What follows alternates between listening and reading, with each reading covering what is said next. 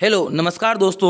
India's number one current affairs channel study point 9 में आपका सभी का हार्दिक स्वागत है। देखिए दोस्तों, आज है 9 अगस्त 2023 और 9 अगस्त 2023 से जितने भी एग्ज़ाम की दृष्टि से इम्पोर्टेंट क्वेश्चन बनते हैं उनकी हम चर्चा करने जा रहे हैं। तो जल्दी से जल्दी, चैनल पर नए हैं तो चैनल को सब्सक्राइब कर लीजिए और वीडियो को आखिर तक देखिए हम जो कल क्वेश्चन ऑफ द डे के रूप में दिया था उसको अभी हाल ही में देख लेते हैं एक बार इसका सही आंसर क्या होने वाला है। तो मैं आशा करता हूँ इसका आंसर आपने कमेंट बॉक्स के अंदर दिया होगा कि हाल ही में किस राज्य सरकार ने जल पर्यटन और साहसिक खेल नीति 2023 को मंजूरी दी है। तो किस सरकार ने दी है जल पर्यटक और साहसिक खेल नीति की मंजूरी? तो इसका सही आंसर हो जाएगा उत्तर प्रदेश गवर्नमेंट ने। किसने दी है? उत्तर प्रदेश गवर्नमेंट ने दी है। देखो, जो हम डेली बेसिस के ऊपर जो क्वेश्चन करते हैं उनको वापस हम अगले दिन वापस क्यों रिवीजन लेके आते हैं, तो उसी प्रकार उसी तर्ज पे आज का जो कल का रिवीजन लेते हैं ऑनलाइन फॉर्मेट के अंदर। तो देखिए, हॉर्न ऑफ अफ्रीका में शामिल किस देश में हाल ही में आपातकाल की घोषणा की है? तो जो हॉर्न ऑफ अफ्रीका है उसके अंदर 4 देश शामिल हैं। उसके अंदर कौन से देश के अंदर ये आपातकाल की घोषणा की है? तो ये की है इथोपिया के अंदर। किस में की है? इथोपिया के अंदर आपातकालीन घोषणा कर दी है। बाल्टिक सागर में ओशन शील्ड 2023 नामक लाइव फायर नौसैनिक अभ्यास किस देश ने शुरू किया है? तो ये शुरू किया है रशिया के द्वारा। अनुबंध संबंधी विवादों के निपटान के लिए वित्त मंत्रालय ने किस योजना को शुरू किया है? तो ये शुरू किया है विवाद से विश्वास टू योजना। कौन सी? विवाद टू विश्वास योजना शुरू की है।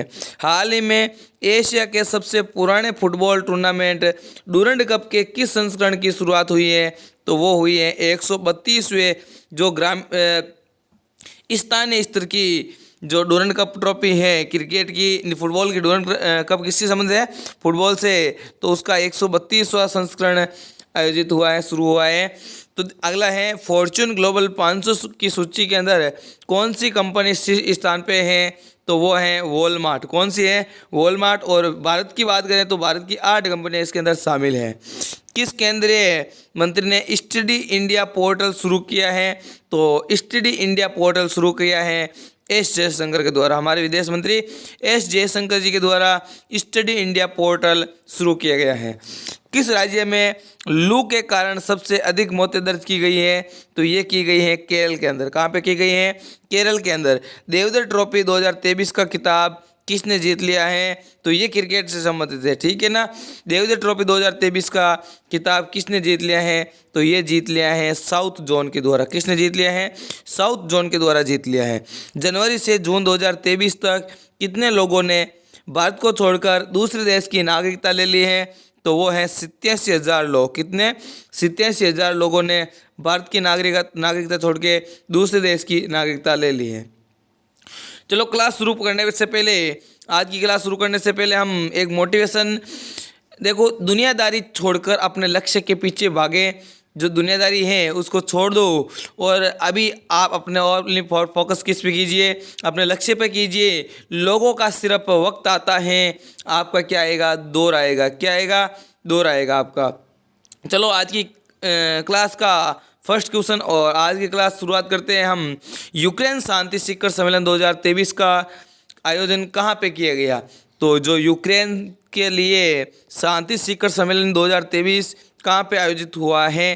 तो ये हुआ है सऊदी अरब के अंदर। कहाँ पे हुआ है? सऊदी अरब के अंदर यूक्रेन शांति शिखर सम्मेलन 2023 का आयोजन हुआ है। देखो, इसकी डिटेल के इम्पोर्टेंट पॉइंट्स के अंदर देखो, ये इस सम्मेलन का उद्देश्य क्या है कि जो रूस और यूक्रेन के बीच जो युद्ध चल रहा है उससे निकलना और शांति स्थापित करना। भारत के इसकी अध्यक्षता कौन कर रहा है? तो भारत के जो अध्यक्षता कर रहे हैं अजित डोभाल जी। कौन कर रहे हैं? अजित डोभाल जी कर रहे हैं, जो राष्ट्रीय सुरक्षा सलाहकार है, NSA है, ठीक है ना। सऊदी अरब आप देख सकते हो, ये मैप के अंदर सऊदी अरब से यदि बात करें फैक्ट की, तो देखिए ये देश भूगोल के CI world cup fact book, इसके अंदर ये क्षेत्रफल दिया हुआ है, इससे कोई मतलब नहीं है। लेकिन यहाँ पे देखो सऊदी अरब को दुनिया के 14वें सबसे बड़े देश के रूप में सूचीबद्ध किया जाता है। यहाँ भूमि मुख्यतः रेतीली है और यहाँ बहुत कम वर्षा होती है। ये देश उष्णकटिबंधीय मरुभूमि का प्रदेश है और इसके अंदर 1% भूमि ही कृषि योग्य है और यहाँ पे कोई भी नदी नहीं है। ठीक है ना। देखो अब ऑप्शन की बात कर लेते हैं। देखो भारत की बात करें तो भारत ने अभी हाल ही में कौन कौन से शिखर सम्मेलन की मेजबानी की है। तो भारत ने अभी हाल ही में देखो एक तो की है G20 की मीटिंग आप हुई तो भारत के अंदर हुई है। और SCO जो संघाई कॉरपोरेशन है वो इसकी मीटिंग हुई है भारत के अंदर। और ICC मेंस जो मेंस कप है वो आयोजन किसने किया है, तो वो भी किया अब है भारत के द्वारा। बात आई है दक्षिण अफ्रीका की, तो दक्षिण अफ्रीका ने अभी हाल ही में किसकी अध्यक्षता की है, तो ये की है ब्रिक्स की अध्यक्षता। किसकी? ब्रिक्स की अध्यक्षता की है। ठीक है ना। BRICS Brazil, Russia, India, China और साउथ अफ्रीका, और इन्होंने दक्षिण अफ्रीका में अब की बार आयोजन हुआ है। 2024 के अंदर ब्राज़ील, 2025 के अंदर रशिया, 2026 के अंदर इंडिया, ऐसे चलता रहता है। ठीक है ना। तो देखो जापान ने अभी हाल ही में किसकी अध्यक्षता की है, तो G7 की अध्यक्षता किसने की है, तो जापान ने। G20 की भारत ने और G7 की जापान ने अध्यक्षता की है। चलते हैं नेक्स्ट क्वेश्चन की ओर। क्वेश्चन नंबर 2 आपकी स्क्रीन के ऊपर। केंद्रीय अप्रत्यक्ष कर और सीमा शुल्क बोर्ड जो CBIC के नए अध्यक्ष कौन बन गए हैं, तो केंद्रीय अप्रत्यक्ष कर है। देखो कर कितने प्रकार के होते हैं, कर 2 प्रकार के, 3 प्रकार के होते हैं। ठीक है, प्रत्यक्ष, अप्रत्यक्ष और अन्य कर। ठीक है, उसमें से अप्रत्यक्ष कर और सीमा शुल्क बोर्ड जो CBIC है उसके नए अध्यक्ष कौन बन गए हैं, तो वो बन गए हैं संजय कुमार अग्रवाल। कौन बन गए हैं? संजय कुमार अग्रवाल इसके अध्यक्ष बन गए हैं। देखो टैक्स के प्रकार कौन कौन से हैं, तो देखो प्रत्यक्ष कर होता है, एक अप्रत्यक्ष कर होता है और अन्य कर होता है। देखो प्रत्यक्ष कर के अंदर देखो आयकर है, लेन देन कर है, कॉर्पोरेट आयकर है, तो ये तो क्या हो गए, प्रत्यक्ष कर हो गए। और अप्रत्यक्ष कर की बात करें तो देखो सीमा शुल्क है, सीमा के ऊपर लगता है ना, जो जैसे ऐसे समझ लो आपको, जो सीमा के बॉर्डर के ऊपर लगता है ना, बॉर्डर में यदि आयात निर्यात होता है उस समय वो जो लगता है टैक्स, वो अप्रत्यक्ष कर होता है। और इसके अंदर मूल्य वर्धित कर है। और सेवा कर के अंदर देखो GST कर है। GST कर किसके अंदर आता है, जो सेवा कर या GST कर एक ही है। ठीक है ना। गुड एंड सर्विस टैक्स होता है, तो यही तो है सेवा कर। और अन्य कर के अंदर देखो संपत्ति कर है, व्यवसाय कर है, मनोरंजन कर है, हस्तांतरित कर है, प्रवेश कर है, टोल टैक्स है, ये अन्य प्रकार के कर है। ठीक है ना। देखो 1988 बैच के भारतीय राजस्व सेवा IRS अधिकारी संजय कुमार अग्रवाल को केंद्रीय अप्रत्यक्ष कर और सीमा शुल्क बोर्ड CBIC का अध्यक्ष नियुक्त कर दिया गया है। तो मैंने अभी बताया ना सीमा शुल्क, देखो ये रहा सीमा शुल्क, इसका इंग्लिश के अंदर फॉर्मेट के अंदर होता है CBIC। ठीक है, central bureau of indirect tax and customs. और इसके CBIC के अध्यक्ष बन गए हैं संजय कुमार अग्रवाल, जो विवेक जौहरी की जगह ले लेंगे। किसकी? विवेक जौहरी की जगह लेंगे। देखो इसकी स्थापना कब हुई, तो 1 जनवरी 1964 के अंदर, मुख्यालय नई दिल्ली के अंदर है। ठीक है, देखो ये तो हो गया, लेकिन अब इसके ऑप्शन भी देख लेते हैं एक बार। ठीक है, जैसे CBDT। ठीक है, CBDT इसके डायरेक्ट टैक्स है। ठीक है ना, ये डायरेक्ट टैक्स है। ये इसके अध्यक्ष कौन है, तो इसके अध्यक्ष है नितिन गुप्ता। प्रवीण सूद की बात आई तो CBI के अध्यक्ष कौन, तो ये हो जाएंगे प्रवीण सूद। ठीक है, और प्रवीण श्रीवास्तव, ये ऑप्शन अंदर आया प्रवीण श्रीवास्तव, तो ये है जो CVC है ना, CVC। ठीक है ना, CVC के अध्यक्ष कौन है, प्रवीण श्रीवास्तव। तो बताओ एक, चलो ये तो मैंने बता दिया है। तो GST कैसा करें, तो GST अप्रत्यक्ष करें। तो आप बताओ GST काउंसिल की अभी जो 88वीं बैठक हुई है वो कहाँ पे हुई है, ठीक है, ये बताओ। और GST परिषद के अध्यक्ष कौन होते हैं और उपाध्यक्ष कौन है, ये आप कमेंट बॉक्स के अंदर बताइए। ठीक है, आपका कमेंट अब पिन किया जाएगा। ठीक है, सबसे ऊपर दिखाया जाएगा, पिन किया जाएगा। यदि आप कमेंट अच्छा लिखते हो क्वेश्चन के बारे में तो आपको कमेंट है जो कमेंट बॉक्स के अंदर पिन किया जाएगा। ठीक है, देखो क्वेश्चन नंबर 3 क्या है। भारत में 508 रेलवे स्टेशनों के पुनर्विकास के लिए अगस्त 2023 में प्रधानमंत्री नरेंद्र मोदी जी ने किस योजना को शुरू किया है। तो रेलवे जो स्टेशन है उनके पुनर्विकास के लिए अगस्त 2023 में प्रधानमंत्री नरेंद्र मोदी द्वारा किस योजना की शुरुआत की है? तो ये शुरुआत की है अमृत भारत स्टेशन योजना। कौन सी? अमृत भारत स्टेशन योजना की शुरुआत की है, ठीक है ना। और बात करें, देखो अमृत भारत रेलवे स्टेशन तो ये हो गया, ठीक है। 508 रेलवे स्टेशनों के पुनर्विकास के लिए अगस्त 2023 के अंदर प्रधानमंत्री नरेंद्र मोदी जी के द्वारा ये योजना शुरू कर दी गई है। ऑप्शन की बात करें तो देखो मिष्टी योजना, तो ये अभी मैंने जो 8 तारीख की क्लास हुई उसके अंदर बताया ना, मिष्टी योजना किससे संबंधित है? तो ये है मैंग्रोव, जो वनस्पति होती है ना मैंग्रोव, जो पश्चिम बंगाल के अंदर मैंग्रोव वन पाए जाते हैं, तो मैंग्रोव संरक्षण के लिए कौन सी योजना है? तो ये मिष्टी योजना किससे संबंधित है? मैंग्रोव संरक्षण के लिए। पीएम जो परिणाम योजना है वो किससे संबंधित है? तो ये है जो हमारे भारत को जैविक खेती के रूप में बढ़ावा देना, तो जो उर्वरक है, ठीक है ना, खाद्य जो रसायनिक है, जो उनको क्या करना है? कम करना है। और अमृत धरोहर योजना, तो अमृत धरोहर योजना है पर्यावरण जो कंजर्वेशन है, पर्यावरण कंजर्वेशन है उनको रक्षा करना, ठीक है ना, उनकी रक्षा करने से संबंधित अमृत धरोहर योजना। तो ये रेलवे स्टेशनों के लिए कौन सी योजना हो जाएगी? अमृत भारत स्टेशन योजना, ठीक है। देखो इस पुनर्विकास परियोजना की लागत है 24,470 करोड़ रुपए होगी। इससे यात्रियों को आधुनिक सुविधा प्रदान होगी और इन सभी स्टेशन के नए डिजाइन स्थानीय संस्कृति और विरासत पर आधारित होंगे, ठीक है। और 1309 स्टेशनों के पुनर्विकास की यहाँ पे इस योजना के अंदर शुरुआत की गई है। क्वेश्चन नंबर 4, हाल ही में किस राज्य में शुभ यात्रा योजना शुरू की गई है? तो आप देखिए शुभ यात्रा योजना कहाँ पे शुरुआत की गई है? तो आप ये वेशभूषा से देख सकते हो ये कहाँ के एक्टर हैं, तो आप ऐसे पता लगा सकते हो। तो यहाँ क्या हो जाएगा इसका? तो इसका सही आंसर हो जाएगा केरल। क्या हो जाएगा? केरल के अंदर शुभ यात्रा योजना शुरुआत की गई है, ठीक है ना दोस्तों। देखो केरल का भी हाल ही में एक मैंने कल भी फैक्ट पढ़ाया था। केरल जो लू चलती है ना, गर्मी के अंदर तपती हुई जो हवा चलती है लू, उसके कारण सर्वाधिक मौतों का रिकॉर्ड, सर्वाधिक मौतें कहाँ हुई हैं? तो ये केरल के अंदर हुई हैं, ये रिकॉर्ड है, ठीक है। और कर्नाटक की बात आई है तो कर्नाटक देखो जो शक्ति योजना है वो किससे संबंधित है? कर्नाटक से संबंधित है। और उत्तर प्रदेश से तो बहुत सारी योजना है, ठीक है ना। देखो राजस्थान से देख लेते हैं, राजस्थान के अंदर चिरंजीवी योजना है, ठीक है ना। राजस्थान के अंदर कौन सी स्वास्थ्य के लिए? चिरंजीवी योजना है, ठीक है। देखो हाल ही में शुभ यात्रा योजना की शुरुआत के रूप में केरल राज्य ने इसका आयोजन किया है। इस योजना के तहत प्रवासी कामगारों को सुरक्षित और विश्रामपूर्ण घर लौटने की सुविधा प्रदान की जाएगी। देखो केरल से जो भी करंट अफेयर्स के फैक्ट बनते हैं वो देख लेते हैं हम, कि भारत में पहली बार सोलर बोर्ड की शुरुआत कहाँ से की गई है? तो ये की गई है सूर्यांशु से। कहाँ से की गई है? सूर्यांशु से। मालाबार नदी महोत्सव का 9वां संस्करण कहाँ पे आयोजित हुआ है? तो ये हुआ है केरल के अंदर। कहाँ पे हुआ है? केरल के अंदर इसका आयोजन हुआ है। टोमेटो फ्लू से प्रभावित राज्य कौन सा है? तो ये भी कौन सा राज्य है? केरल इससे प्रभावित राज्य है। सर्वाधिक शिक्षित राज्य कौन सा है? तो केरल राज्य है। एक ग्राम पंचायत एक प्ले ग्राउंड योजना किससे संबंधित है? तो ये भी केरल राज्य से संबंधित है। तो देखो यहाँ बात आई है सर्वाधिक शिक्षित राज्य की, तो वो तो हो गया केरल। तो बताइए सर्वाधिक जो अशिक्षित राज्य कौन सा है? आप कमेंट बॉक्स के अंदर बताइए सर्वाधिक, मैं आगे वीडियो के अंदर बताऊंगा सर्वाधिक अशिक्षित राज्य कौन सा है, ठीक है।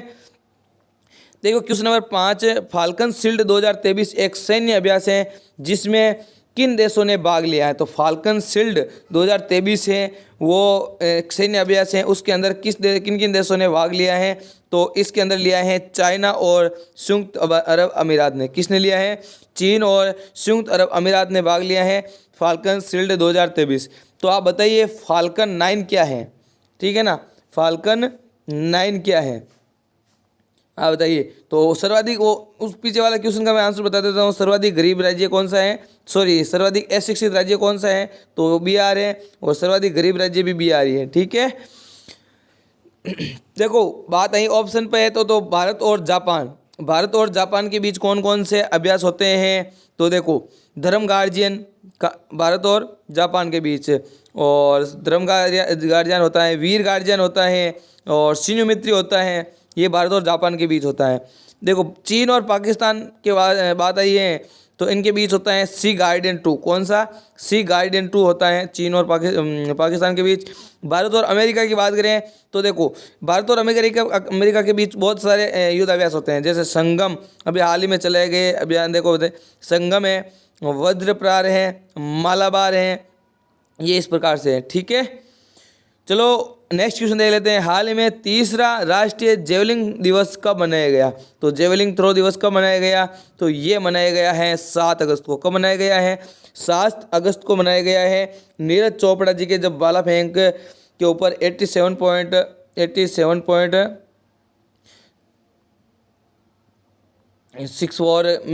भाला फेंकने के उपलक्ष्य में ये जेवलिंग थ्रो जो दिवस मनाया जाता है 7 अगस्त को, ठीक है, नीरज चोपड़ा जी के इस भाला फेंक के उपलक्ष्य में। देखो हाल में ट्रेकोमा को खत्म करने के लिए WHO द्वारा मान्यता प्राप्त 18वां देश कौन सा बन गया है? तो ट्रेकोमा है, ट्रेकोमा उसको खत्म करने के लिए WHO के द्वारा मान्यता प्राप्त 18वां देश कौन सा बन गया है? तो वो बन गया है इराक। जो वर्तमान में हमारे जो चल रहा है ना आई फ्लू, वो उसी से संबंधित है ट्रेकोमा, जिसको खत्म करने के लिए WHO द्वारा मान्यता प्राप्त 18वां देश हो गया है इराक। कौन सा हो गया है? इराक। देखिए इसके अंदर भी यही निश्चय होती है, ठीक है। स्वास्थ्य संगठन WHO वर्ल्ड हेल्थ ऑर्गेनाइजेशन आधिकारिक रूप से इराक को ट्रेकोमा को सार्वजनिक स्वास्थ्य समस्याओं के रूप में सफलतापूर्वक नष्ट करने के लिए 18वें देश के रूप में मान्यता दी है। ट्रेकोमा के बारे में यदि बात करें तो ये एक संक्रामक बैक्टीरियल आंख संक्रमण बीमारी है, जिसका कारण बैक्टीरियम क्लामीडिया ट्रेकोमिस्ट मेटिस्ट होता है, और ये मुख्य रूप से आंख की सतह और पलक के अंदर तक प्रभावित करता है। Next question number 8। नासा ने दुनिया के पहले सुपरसोनिक विमान X-59 को क्या उपनाम दिया है? तो नासा किसकी कंपनी है? तो नासा है अमेरिका की कंपनी। किसकी कंपनी है? अमेरिका की कंपनी है, USA की, ठीक है, USA की स्पेस कंपनी है। भारत की कौन सी है? तो भारत की इसरो है, ठीक है। देखो जो नासा है वो दुनिया के पहले सुपरसोनिक विमान X-59 को क्या उपनाम दिया है? तो इसका उपनाम दिया है सन ऑफ कॉनकॉर्ड। क्या दिया है? सन ऑफ कॉनकॉर्ड इसका उपनाम दिया है। देखो आर्टेमिस मिशन किसका मिशन है? तो ये मून मिशन है, ठीक है। किसका मिशन है? मून मिशन है, ठीक है।